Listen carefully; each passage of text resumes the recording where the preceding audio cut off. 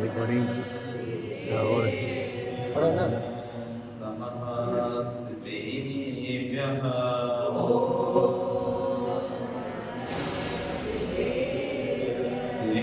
भक्तिणाए रुतारी मोय सैर से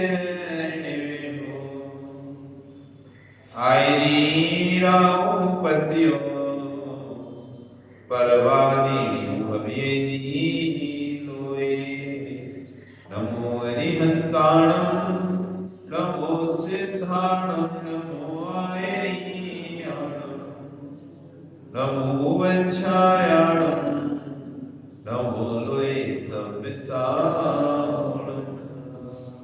बोले अनंत अनंत परमेश्वरी भगवान की आदिनों आदिनाथ भगवान की वर्तमान शासन महावीर भगवान की आचार्य श्री कुंद कुंद देव स्वामी महाराज की आचार्य श्री विश्व सागर जी महाराज की अहिंसा में विश्व धर्म की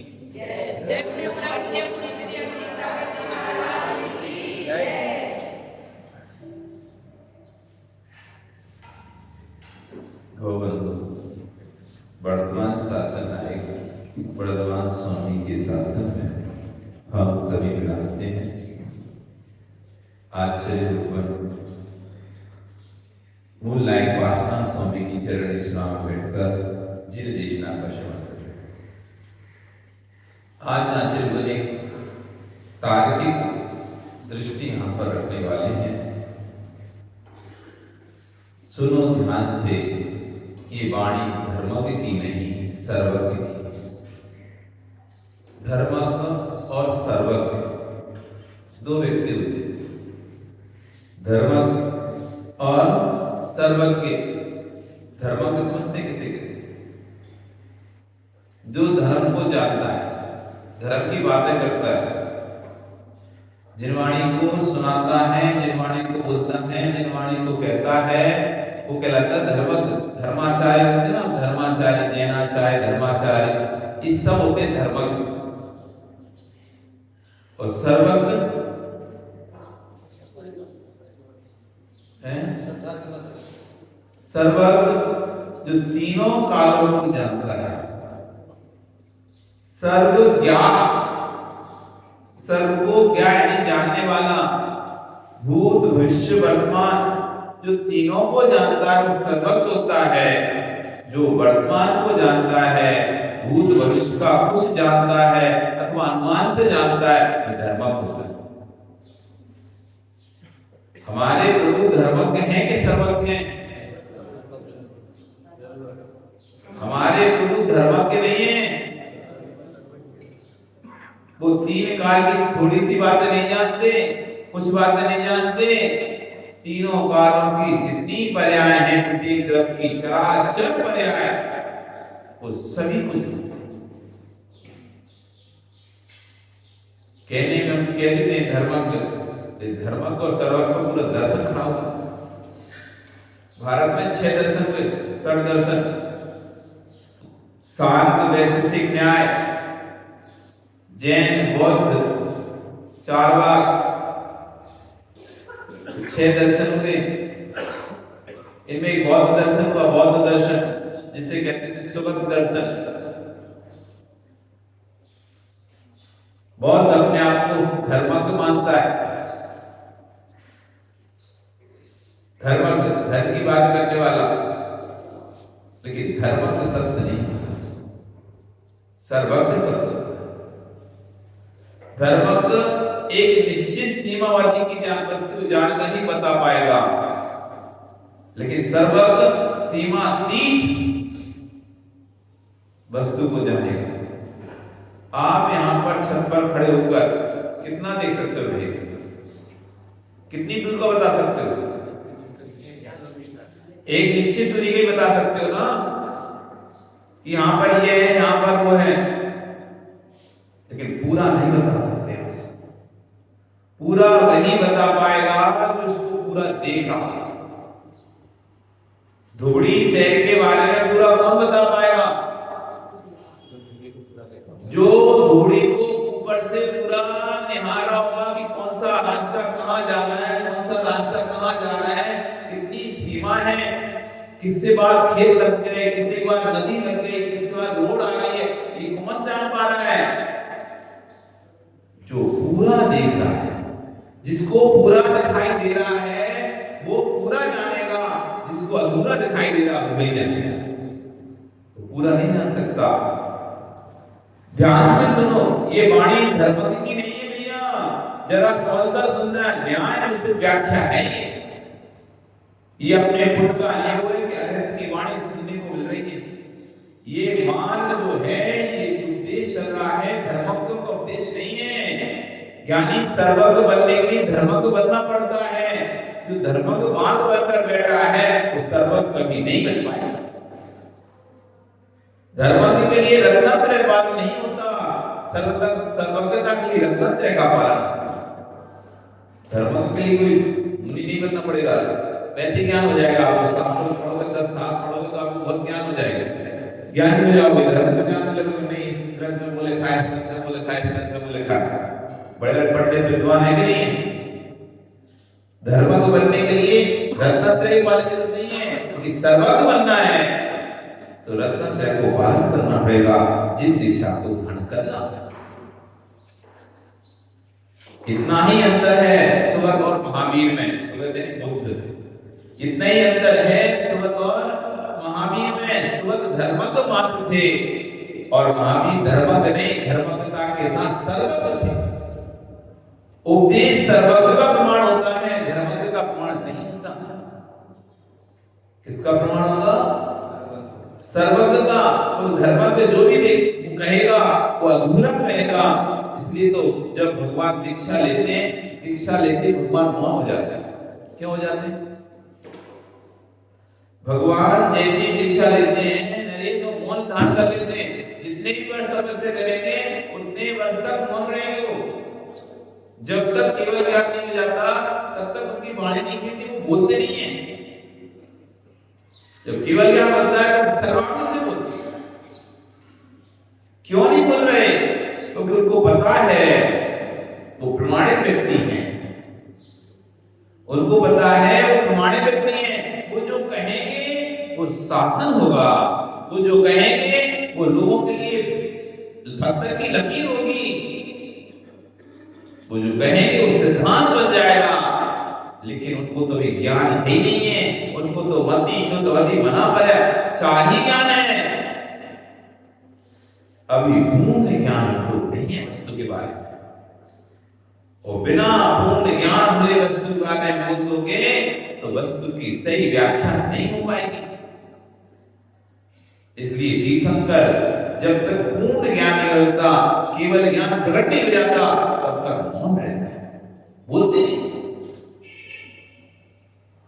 उनको पता है कि धर्मज्ञता प्रमाण नहीं है, सर्वज्ञता प्रमाण है। और उनके मुख से निकला हुआ एक एक शब्द जिन शासन है। तीर्थ के प्रवर्तक हैं, तीर्थ प्रवर्तक जिन शासन को चलाने वाले हैं, तो उनके मुख से कुछ गलत नहीं निकलना। जो निकलेगा प्रमाण निकलेगा, सही निकलेगा, इसलिए वो मान लेते। और आज हम थोड़ा सा क्या ज्ञान हो जाए, अरे हमें तो बहुत पता है, बिल्कुल यही सही है, यही सही है। अरे क्या ज्ञान है तुम्हें? 4 बातें समझ लिए बड़े सुलभ दिखाने लगते हो, 4 बातें समझ लिए बड़े क्रियाएं दिखाने लगते हो, जैसे कि तुम्हें भगवान हो। इतनी क्रियाओं में आप डूब जाते, इतने सोले में, इतनी क्रियाओं में डूब जाते हो कि मुनि महाराज माता से ज्यादा क्रिया करने लगते हैं। अपने आप को ऐसा समझते हो कि जैसे कि आपके अलावा कोई और जानते नहीं हो क्रियाओं को। इतने मत डूबो। जैसे जैसे बढ़ते जाएगा व्यक्ति, अहंकार कहाँ आता है? कम ज्ञान में अहंकार आता है। जैसे जैसे ज्ञान बढ़ता जाता है ना, उसको समझ में आता जाता है मेरा तो ज्ञान कुछ भी नहीं है। मैं जिस क्रिया का इनकार कर रहा था, जिस ज्ञान का इनकार कर रहा था, ये क्रिया तो कुछ भी नहीं है। अरे छिल गए, इससे नहीं छिलना, उससे नहीं छिलना, इससे हाथ लगाना, उससे हाथ नहीं लगाना, इसका सोला कर रहे हो, लेकिन कसाय का सोला हो ही नहीं पा रहा तुम्हारा। तुम्हारा ज्ञान भी नहीं है, तुम्हारा ज्ञान नहीं है। कपड़ों का सोला एक बार बिगड़ भी जाए तो एक बाल्टी पानी से सही हो जाता है। कपड़ों का सोला बिगड़ जाए मानता हूं तो एक बाल्टी पानी से सही हो जाएगा, लेकिन भावों का सोला बिगड़ जाए ना तो बहुत से नहीं हुआ।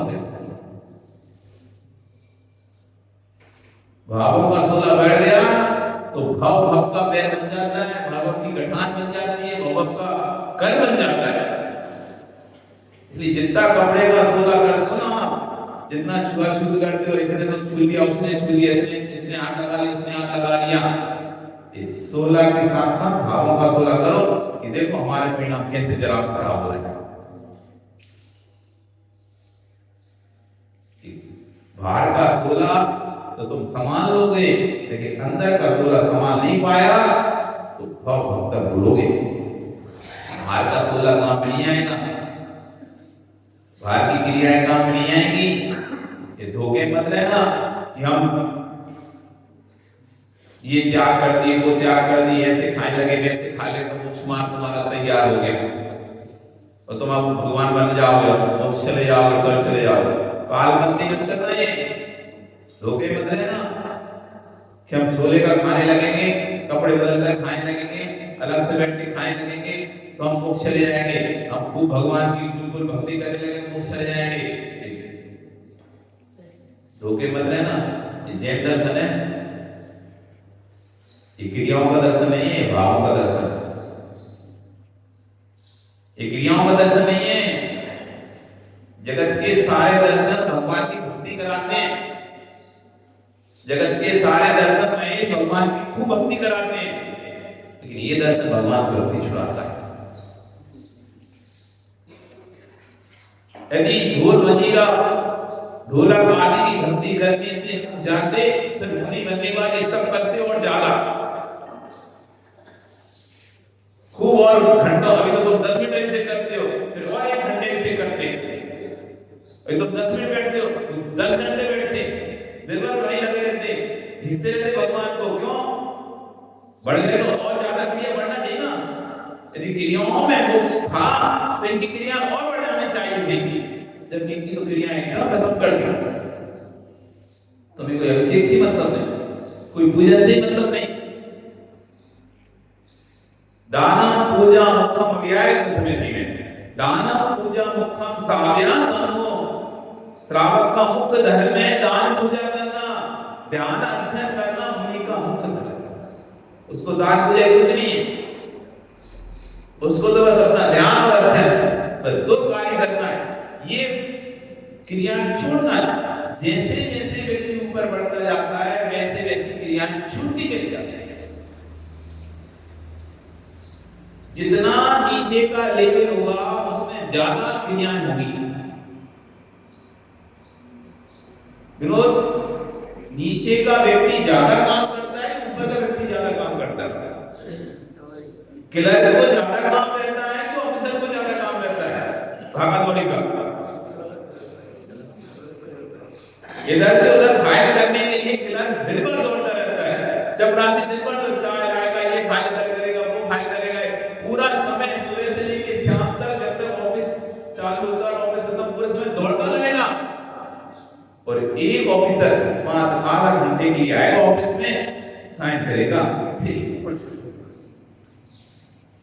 तो जितना जितना जितना जितना ऊपर जाते जाते हैं वहां पर क्रियाएं कम होती जाती है, शारीरिक मेहनत कम होती जाती है, मानसिक मेहनत बढ़ती है।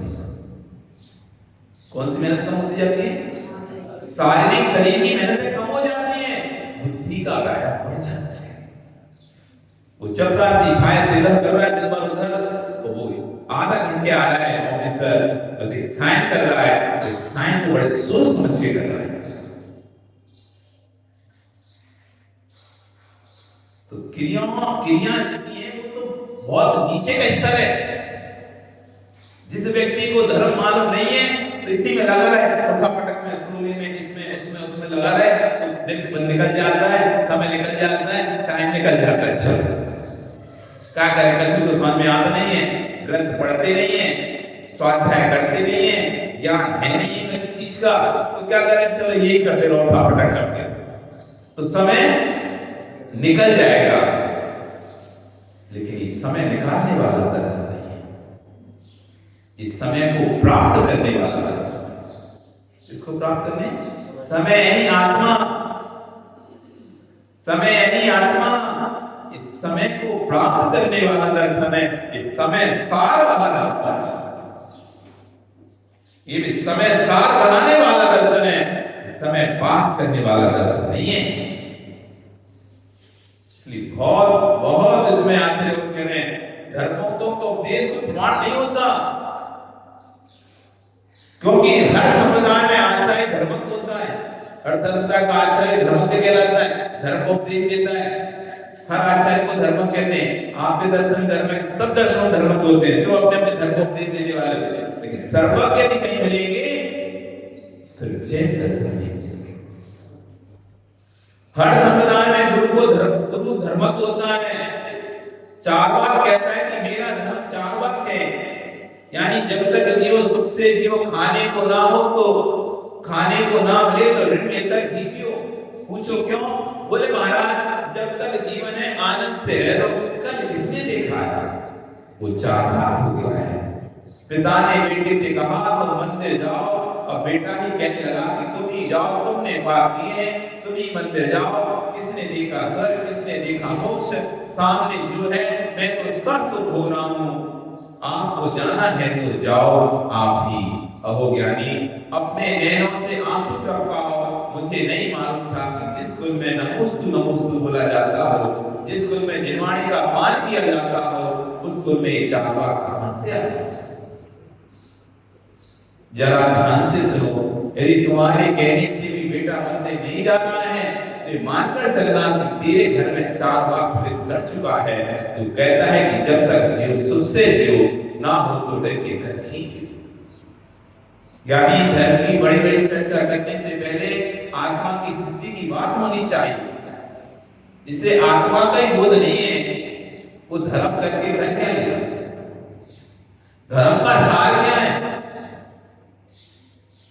धर्म का सार क्या है? धर्म का सार यही तो है, आत्म धर्म की प्राप्ति करना। देह धर्म का सार क्या है? आप जो देह से धर्म कर रहे उसका सार क्या है? आत्म धर्म को प्राप्त करना।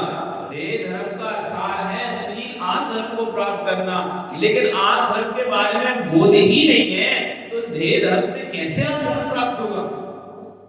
आप चल बैठे रास्ते पर, अब आपको ये पता नहीं कि आपको कहां जाना है और आप रास्ते पे चल रहे हो, तो बताओ आप कहां पहुंचोगे? आप मार्ग पर चलना शुरू हो गए, मार्ग पर चलना शुरू हो गए, लेकिन आपने निश्चय नहीं किया है कि मुझे जाना कहां है। तो कितना भी मार्ग पे चलोगे, कितना भी मार्ग पे चलोगे, तो क्या आप अपने स्थान पर पहुंच पाओगे? समय भी जाएगा, चलोगे भी, लेकिन तब भी स्थान पर नहीं पहुंच पा रहे, क्योंकि तुम्हारा निर्णय ही नहीं है कि तुम्हें जाना कहां है। तुम्हारा निर्णय नहीं है जाना कहां है। जब पहले निर्णय होना चाहिए जाना कहां है, तब चलना चालू करो तो नियम से मार्ग पर पहुंच जाओगे। और निर्णय है नहीं है जाना कहां है और चलना चालू कर दिया तो कहां पहुंचोगे? कहीं पहुंच जाओगे? भाई सिद्धि हमारी बोली फिर यहाँ प्रारंभ तो कर दी, 16 करना प्रारंभ तो कर दिया, 16 का खाना तो प्रारंभ कर दिया, छुआछूत तो प्रारंभ कर दी, लेकिन ये उद्देश्य नहीं पता कि जाना कहां है। क्या इसी में पूरा जीवन निकाल देंगे? क्या इसी में पूरा जीवन निकाल निकाल दोगे? ये अलग करो, वो अलग करो, ये दूर करो, वो दूर करो, ये मत छुओ, वो मत छुओ, ऐसे करो, वैसे करो, यहाँ पानी डालो, यहाँ अदरक डालो, यहाँ जल डालो, यहाँ चंदन डालो, ऐसे कपड़े पहनो, वैसे पहनो। क्या इसी में पूरा अपनी अपनी मनुष्य बर्बाद कर दोगे? इसके आगे को सोचा है तुमने? इसके आगे भी कोई है क्या? तो इतने ही धर्म है। आप रोज आते हो मंदिर में, अभिषेक करते हो, भगवान को मोक्ष के लिए चले जाते हो, दर घाटे चले जाते हो, पूजन कर जाते हो, तो पूजन कर जाते हो, व्रत पढ़ के चले जाते हो। ज्यादा से ज्यादा महाराज को हार और किसी का पुण्य है तो वो थोड़ा देर और रुक के नहीं महाराज हार दे देगा, नहीं तो अपना काम करेगा। हो गया था। फिर सुबह अगले दिन फिर से उठोगे, अगले दिन सुबह फिर वही रूटीन चालू हो जाएगा, फिर अपने घर जाओगे, व्यापार करोगे, फिर सो जाओगे, फिर अगले दिन फिर वही करोगे। क्या इसके अलावा कुछ करते हो? ये रूटीन किसके लिए है? ये डेली रूटीन है ये हमारा, ये धर्म नहीं है। वो तो हम डेली रूटीन में आ गए। मशीन जैसे चल रहे हैं, जैसे मशीन चलती है, इसके बाद उसके बाद तो सुबह हमको 3-4 बजे उठना है और मंदिर में जाके जल्दी नहाना है, चरण धोना है, व्यवस्था करनी, कपड़े पहनना है, जल्दी जाओ, पूजन करना है, अभिषेक देखना, रूटीन में आ गया, रूटीन में, डेली रूटीन में आ गया। इसलिए तुम आ रहे हो, तुम्हें मतलब ही नहीं है इससे। इसके बाद क्या करना है? इसके बाद आपने अभी तक सोचे नहीं क्या करना है इसके बाद। बस एक रूटीन तैयार कर ली। इसके बाद ये पूजन के बाद ये करेंगे, थोड़ा अभिषेक का पूजन कर लेंगे, पूजन के बाद थोड़ा चर्चा कर लेंगे, धर्म की स्वाध्याय कर लेंगे, फिर चलेंगे घर। फिर वही राग देश की कथाएं, वही व्यापार, वही झगड़े, वही एक दूसरे की बुराई, रात तक करते करते सो जाएंगे। सुबह उठ के फिर भगवान के आगे पास आकर को जल ढाल देंगे, पूजा कर देंगे, फिर भी व्यापार चले जाएंगे। कोई भी रात ऐसी एक दूसरी कथाएं करेंगे, एक दूसरी बुराई करेंगे, एक दूसरी बारे में भूलेंगे, फिर रात में सो जाएंगे, फिर सुबह आके फिर कल से ढाल देंगे। ये रूटीन बन गया नहीं बन गया? ये रूटीन बन गया नहीं बन गया? सुबह उठेंगे, सोले कपड़े पहनेंगे, मंदिर आएंगे, फिर खाना बनाएंगे, सोले का खा लेंगे और थोड़ा सा एक दिन चुना नहीं, ऐसा नहीं करना, वैसा करना, 4 बातें कर लेंगे और फिर खा पी के फिर बाद में फिर अपना काम में लग लोगे, फिर सो जाएंगे शाम तक। फिर सुबह उठेंगे, फिर मंदिर आएंगे, फिर वही सोला डाल देंगे, धूप कह जाएंगे और फिर वही छुआ करेंगे अगले दिन, फिर अगले दिन खाएंगे पिएंगे, फिर सो जाएंगे, फिर अगले दिन फिर उठेंगे। एक रूटीन सेट हो चुका हमारा। हमें पता नहीं कि मैं किस लिए धर्म कर रहा हूं, ये कर किस लिए रहा हूं, 16 किसके लिए कर रहा हूं, पूजन किसके लिए कर रहा हूं, अभिषेक किसके लिए कर रहा हूं। अभिषेक करने के लिए अभिषेक करते हो कि अभिषेक ना करना पड़े इसलिए अभिषेक करते हो? क्या बोलिए? अभिषेक ना करना पड़े इसलिए अभिषेक करते हो?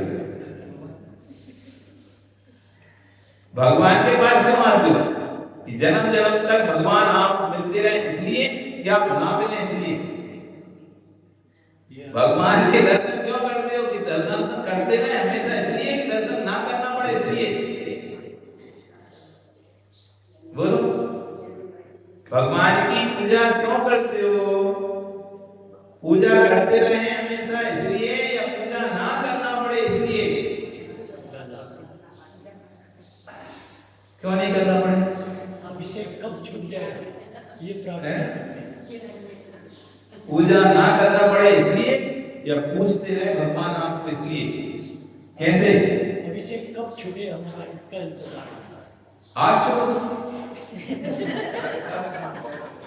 कब छूटे इंतजार की जरूरत है?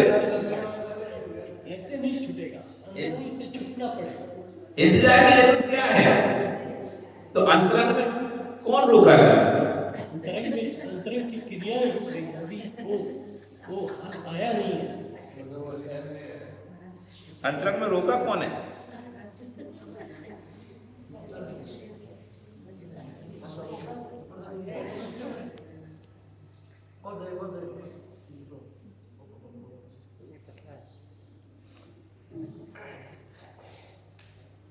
अंतरंग में रोका कोई नहीं है, तो रुके हो। वो शक्ति नहीं शक्ति नहीं आई। शक्ति तो आती नहीं है कहीं से, शक्ति तो है हमारे अंदर, उसको जागृत करनी पड़ेगी। लकड़ी में शक्ति है कि नहीं अग्नि की, लेकिन जागृत नहीं हो रही है ना। क्यों नहीं हो रही है? यही तो क्या द्रव्य नहीं है, इसी कमजोरी क्षेत्र नहीं है, काल नहीं है, या भाव नहीं है? सब है। द्रव्य नहीं है, क्षेत्र नहीं है, काल नहीं है, या भाव नहीं है। क्षेत्र नहीं है, द्रव्य भी है, मनुष्य पर्याय मिली है, क्षेत्र भी है, पंचम काल है, छठवां काल होता तो फिर भी हम समझते कि महाराज वहां तो कोई मुनि बन ही नहीं सकता, कैसे बन जाए मुनि, कैसे घर छोड़ दें? यहाँ तो पंचम काल में तो कम से कम घर छोड़ सकते हैं, मुनि बन सकते हैं, क्षेत्र है। और ऐसा क्षेत्र में कि तुम कोई अमेरिका में जन्मे तो वहां तुम्हारा कोई बनता नहीं, तो कैसे बन जाए वहां? अरे भारत में हो, यहाँ तो मुनियों की परंपरा है, मुनियों की भूमि है ये तो क्षेत्र भी है। हमारे ये क्षेत्र बहुत गिरा हुआ है। अरे तो ये क्षेत्र वो क्षेत्र क्या होता है? तुम जहां चले जाओ वही क्षेत्र बन जाएगा। क्षेत्र भी है, काल भी है, द्रव्य भी है, और तुम्हारे भाव नहीं। क्या तुम्हारे इस पूर्वोत्तर से मुनि नहीं बने? एक मिनट। क्या तुम्हारे दिनड्डा से मुनि नहीं बने? क्या तुम्हारे असम से मुनि नहीं बने? बने हैं ना, बने हैं, इसी का मतलब है कि बन सकते हैं और भी। असंभव चीज तो है नहीं है, रास्ता तो खुला है, तो भाव नहीं बना पा रहे चलने। रास्ता तो खुला है, नरेश, भाव नहीं बना पा रहे चलने के। रास्ते को दोष मत दो, क्षेत्र को दोष मत दो, काल को दोष मत दो, अपने भावों को दोष दो। ये मेरे भाव भीषण ठंडी पड़ रही हो और तुम्हें कहीं जाना पड़ जाए अर्जेंट, क्या करोगे? जाओगे कि नहीं जाओगे? ठंडी है, वैसे तुम घर से निकल नहीं रहे, रजाई छोड़ने गए थे, रजाई छोड़ने गए थे, लेकिन फोन आ गया अचानक, अरे अमुक जी चले गए। रजाई तुमने फेंकी ऐसे, और फटाक से जैसे कपड़ों में थे ना, तुम्हें अब ठंडी लग रही ना कुछ लग रहा, दौड़े जा रहे हो, भागे जा रहे हो ठंडी में। क्या अब क्षेत्र नहीं है, अब काल नहीं है, अब द्रव्य नहीं है, प्रभावित नहीं कर रहा, अब क्यों दौड़े जा रहे हो? भाव है अंदर, अरे तुरंत मुझे पहुंचना है वहां पर। तो अब ना तुम्हें ठंडी परेशान कर रही, ना ट्रैफिक परेशान, ना ड्राइवर, कुछ भी समझ नहीं दे रहा, दिखाई दे रहा, बस मुझे वहां पर तुरंत पहुंचना है, कैसे भी पहुंचूं। कोई भी सामने की आपको अड़चन दिखाई ही नहीं दे रही कि घर में कोई है नहीं है, छोड़ के जाऊं, कैसे जाऊं, कुछ भी नहीं, तुम तो छोड़ छाड़ के सब भाग गए। जैसे ही फोन पे सुना हम लोग व्यक्ति का एक्सीडेंट हो गया, फिर क्या देखा? द्रव्य देखा, क्षेत्र देखा, काल देखा, कुछ भी नहीं देखा, तुम तो दौड़े दौड़े चले गए। अंदर भावते नहीं, मुझे तो वहां पर हर हालत में पहुंचना है ना। फिर तुम चाहे फ्लाइट का टिकट कराना पड़े, चाहे कछु का कराना पड़े, चाहे गाड़ी करके ले जाना पड़े, अकेले के लिए पहुंचते नहीं पहुंचते? पहुंचते हो ना। जब भाव बन जाए कि मुझे तो जाना है, तो फिर दुनिया की कोई ताकत तुम्हें रोक नहीं पाती।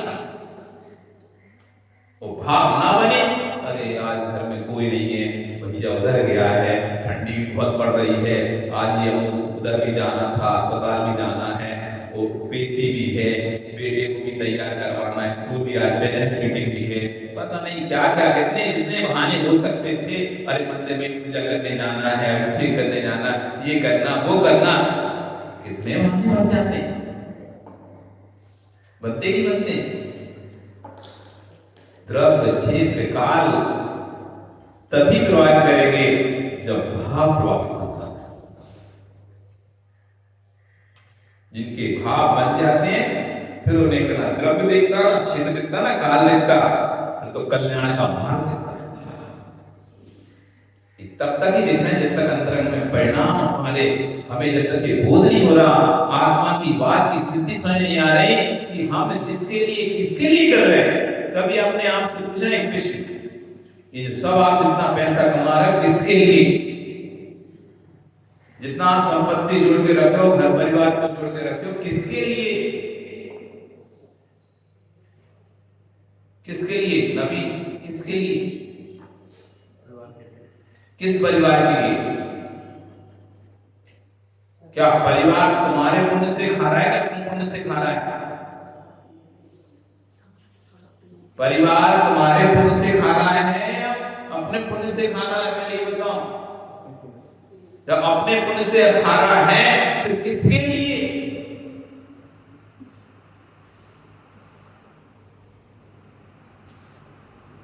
ये विचार नहीं कर पाए। यदि खाने के लिए चाहिए तो खाने के लिए तो थोड़े से काम चल जाता है बाबूजी। जितना तुम कमाते ना उतना खाने के लिए उतना ही खाते कभी तुम। खाने के लिए 1 घंटे की तुम दुकान खोलोगे तो काम चल जाएगा।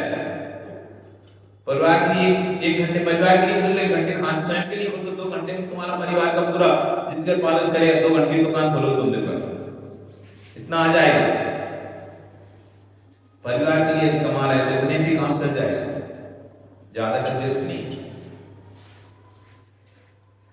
जोड़ जोड़कर महल पर महल बनाते चले जा रहे हो, बिल्डिंग पे बिल्डिंग बनाते चले जा रहे हो, फैक्ट्री पर फैक्ट्री लगाते चले जा रहे हो। किसके लिए?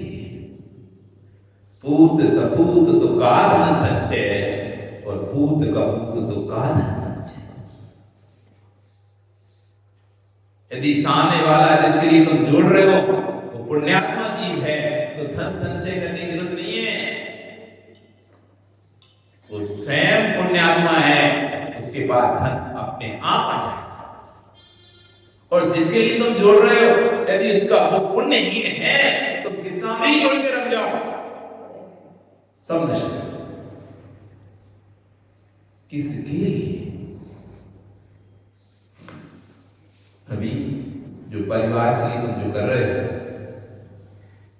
उसमें पाप का अर्जन हो रहा है। 5 पाप किए बिना तो संपत्ति आती नहीं है। तुम्हारे क्या किसी के पास नहीं आती। बिना झूठ चोरी करे छल कपट किए बिना कोई संपत्ति इकट्ठी होती है क्या? और जितने जितने बड़े बड़े पूंजीपति हैं, संपत्तिपति हैं, तो ये बताओ जो नदियां हैं पानी के बरसात के पानी से अकेली भरती है क्या? नदियों में जो पानी आता है क्या उसमें सिर्फ बरसात का ही पानी होता है? तो किसका पानी होता है? नदी नालों का भी पानी तो शुद्ध जल से कभी नदियां उफान पे नहीं आती। शुद्ध जल में से नदियां कभी भरती नहीं है। नदी नालों का पानी भी उसमें मिला होता है। तो बिना पाप किए तो संपत्ति आ ही नहीं सकती। पुण्य का योग है, लेकिन पुण्य के योग में कर दो पाप ही रहे ना। योग पुण्य का है कि हमारे घर में हमारा व्यापार चल रहा है, लेकिन उस व्यापार को चलाने में हम झूठ बोल रहे नहीं बोल रहे, छल कपट कर रहे नहीं कर रहे, मायाचरी कर रहे नहीं कर रहे, हिंसा हो रही नहीं हो रही है, सब हो रहा है ना। उससे किसका अर्जन हो रहा है? पुण्य का या पाप का? किसका अर्जन कर रहे हैं? पाप का अर्जन कर रहे हैं। नबी परिवार के संरक्षण में तुम कितने पाप का अर्जन कर लो, लेकिन ध्यान रखना जब इस पाप का फल भोगने का समय आएगा तो परिवार तुम्हारे साथ नहीं आएगा, उसको तुमको अकेला ही भोगना पड़ेगा। उसे अकेला ही भोगना पड़ेगा। कितना भी किसी के लिए तुम कर कर चले जाओ, पाप कर लो, तो तुम्हारे साथ फल भोगने नहीं आएगा। फल महेश अपन को ही भोगना है, अपन को ही भोगना है। तुम करो परिवार के राग में, मित्रों के राग में, दोस्तों के राग में, कथा है खूब करो, खूब झूठ बोलो, लेकिन विश्वास रखना उससे जो पाप का अर्जन होगा उसका फल भूमि परिवार में है। तो विश्वास मत तो कुछ बात है। क्यों माता, ये तुम्हारे बेटे के पिता इतना पैसा कमा कमा के तुमको दे रहे हैं, उससे गलती में जाएंगे, नरक के मुंह में गए, त्रेस पर्याय में गए, तो तुम इनके साथ जाओ क्या? बोलो, जोर से बोलो थोड़ा। नबी सुन ले, सुन लो, सुन लो संजय, तुम्हारी देवी क्या कह रही है? जैसी करनी करो तुम वैसे जाओगे। इसलिए भूल में मत रहो कि हमारी देवी हमारे साथ रहती है हमेशा, साथ देगी हमारा। हाँ, शादी हुई तुम्हारी? हुई ना शादी? फेरे पड़े थे नहीं पड़े? कितने फेरे में तुम आगे थे? कितने फेरे में आगे थे? बोलो। और 7वें में तुम पीछे कितने फेरे में थे और आगे कितने फेरे में थे, बताओ पहले। 6 फेरे में तुम पीछे चल रहे थे, 7वें फेरे तुम्हें आए धकेल दिया था। चलो, स्त्री की सीमा 6वें नरक तक है, 7 नरक छूटी जाएगा बस, इसलिए तो ढकेल दिया गया। जाओ आगे मन, समझे नहीं तुम? हम तो 6 तक ही जाएंगे, 7 में तुम्हें अकेला जाना है, इसलिए तो 7 में आगे ढकेल दिया, जाओ आगे। ध्यान रखो, धोखे मत लो, देवी तुम्हारी छोड़ देगी। जाओ नरक 7वें में, हम तो 6 से आगे नहीं जाएंगे, 6 से आगे वाली में नहीं। स्त्री 6वें नरक तक जा सकती है, हाई जैसे अगर कहीं जाए, और पुरुष 7वें नरक तक जाता है। इसलिए किसके लिए करना, कहीं विचार करना। कोई भी क्रिया तभी सार्थक होगी जब उसका फल में प्राप्त पता होना चाहिए कि मैं ये जो कर रहा हूँ इसका फल ये है। यदि फल का लक्ष्य का पता नहीं है तो आप अपने क्रिया में कभी सफल नहीं हो सकते। पहले लक्ष्य का निर्धारण करो, फिर क्रिया करो। माता क्रिया पहले प्रारंभ मत कर दो, पहले लक्ष्य बताओ तुम्हारा क्या है लक्ष्य। सोले करने का लक्ष्य क्या है तुम्हारा, पूजा करने का लक्ष्य क्या है, ये निर्धारण करो पहले, फिर उसके बाद क्रिया चालू करो। तब तो क्रिया आपको धीरे धीरे आगे बढ़ाएगी। क्रिया चालू कर दी, लक्ष्य का पता नहीं है, तब कहां बिना बिना दिशा निर्देश के आप भटकते रहो। जैसे जंगल में कोई रास्ता आपको मालूम नहीं है और आप जंगल में फंस गए, अब क्या होगा? कहीं इधर भटकोगे पूर्व में, कहीं दक्षिण में, कहीं पश्चिम में, कहीं उत्तर में, दुखी होगे, भटक भटक कर कष्ट ही प्राप्त करोगे, लेकिन रास्ते पर नहीं लग पाओगे, क्योंकि तुमको दिशा का बोध ही नहीं है किस दिशा में रास्ता है। जब तक तुम्हें दिशा का बोध नहीं है तो आप रास्ते पर लग नहीं सकते। वहां पर पीड़ा प्राप्त करते रहोगे, कष्ट प्राप्त करोगे, जंगल में भटकते रहोगे, ठोकरें खाते रहोगे, दुखी होते रहोगे, भूख प्यास से दुखी होते रहोगे, लेकिन मार्ग पर नहीं पहुंच पाओगे। जंगल में तो चारों तरफ एक से दिख रहा है, पेड़ पेड़ दिख रहे हैं, कहां जाओगे? पहुंच निकल नहीं पाएगा जंगल से जिसको दिशा का बोध है कि पूर्व दिशा की चलेंगे तो हमको मार्ग मिल जाएगा, या दक्षिण दिशा की चलेंगे तो मार्ग मिल जाएगा, पश्चिम दिशा की चलेंगे मार्ग मिल जाएगा, उत्तर दिशा की चलेंगे मार्ग मिल जाएगा। जिसको दिशा का बोध है उस दिशा में जाएगा तो एक दिन नियम से उसे मार्ग मिल जाएगा। इस संसार बड़ी अटवी है, महाबल कहा से भव वन में जीवन घूम चुका, ये भव वन है, ये संसार वन है, वन ऐसा वन कि जिसमें तो पूरी जिंदगी घूमते रहो तो कोई रास्ता मिलने वाला नहीं है। यदि तुम्हें गुरु जैसा दिशा को दिखाने वाला कोई यंत्र मिल जाए, दिशा यंत्र मिल जाए, जो आपको बता दे इस दिशा में जाओ तो तुम्हें मार्ग मिल जाएगा, तो दुनिया से संसार रूपी अग्नि से आप पार हो सकते हो, वरना आप वहीं घूमते घूमते एक दिन मरण को प्राप्त हो जाओ। चले जाओ। इसलिए अपने जीवन में एक गुरु बनाओ जो तुम्हें दिशा निर्देश करे। अपने जीवन क्यों गुरु की जरूरत थी, क्यों कहा जब तक गुरु नहीं तब तक जीवन शुरू नहीं। इसलिए कहा है कि संसार की अड्डी में व्यक्ति भटक रहा है, उसको पता नहीं कहां जाना है मुझे। थोड़ी देर इधर जाता है, फिर सोचता है नहीं यहाँ तो कुछ नहीं दिख रहा, वापस तो इधर चलता हूँ, फिर इधर जाने लगता है, फिर उसे दिखता है नहीं यहाँ कुछ नहीं, तो फिर पीछे जाता है, यहाँ भी कुछ नहीं तो दाएं जाता है। बस ऐसी ऐसी गोली में भटकता रहता है, उसे ज्ञात ही नहीं है कि जाना मुझे कहाँ है। जब उसे एक दिशा निर्देशन मिल जाता है तो फिर ये समुद्र में जहाज जाते हैं, समुद्र में जहाज चलते हैं, कोई रोड नहीं बनी होती वहां पर। समुद्रों में पानी चारों तरफ एक साथ दिखता है, पानी पानी दूर दूर तक। चलते किससे वो? दिशा निर्देश से। दिशा इतने अथाह समुद्र में ना दूर दूर तक हजारों किलोमीटर तक कुछ भी नहीं दिखाई दे रहा है, चारों तरफ एक सा दिखाई दे रहा है पानी। कोई दिशा निर्देश उनके पास रहता है, इस दिशा में हमको जाना है बस। दिशा बदलती रहती है पानी को साफ से पूरा, कभी इधर दिखने लगती है, इधर दिखती, कभी इधर दिखती है, तो जैसे जैसे घूमता है बढ़ जाती है। उसी दिशा निर्देश को लेकर पूरा की ओर गमन करना है।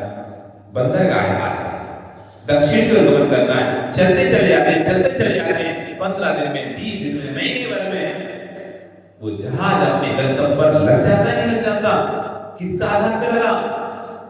दिशा के आधार पर। किस आधार पे लगा? दिशा। 1 महीने चलता रहा पानी में, 1 महीने पानी में चलता रहा, तब जाकर पहुंच गया बिल्कुल सही स्थान पे। क्यों? वो जहाज दिशा था, वो जहाज जो दिशा भटक जाता है वो बवंडर में फंस जाता है और डूब जाता है। इसलिए संसार से निकलना है तो आपको गुरु का दिशा निर्देश का सहारा लेना पड़ेगा।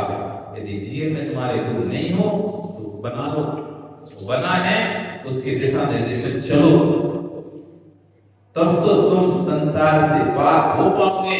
नहीं तो अपनी क्रियाओं में लचते रहोगे, तुम क्रियाओं को सर्वस्व समझ लोगे और उन्हीं को धर्म मानकर उन्हीं में एक दिन मर जाओगे। उन्हीं में धर्म मानकर उन्हीं में मर जाओ, तो भटकते रहो। करते रहोगे पर्याय। तो पुनः और चर्चा करेंगे कि आत्मा की सिद्धि की बात पहले होना चाहिए, क्रिया की बात बाद में। जब तक आत्मा ही नहीं समझेगा व्यक्ति तो फिर धर्म क्या समझे? इस पर चर्चा करेंगे। बोली भगवान महावीर स्वामी।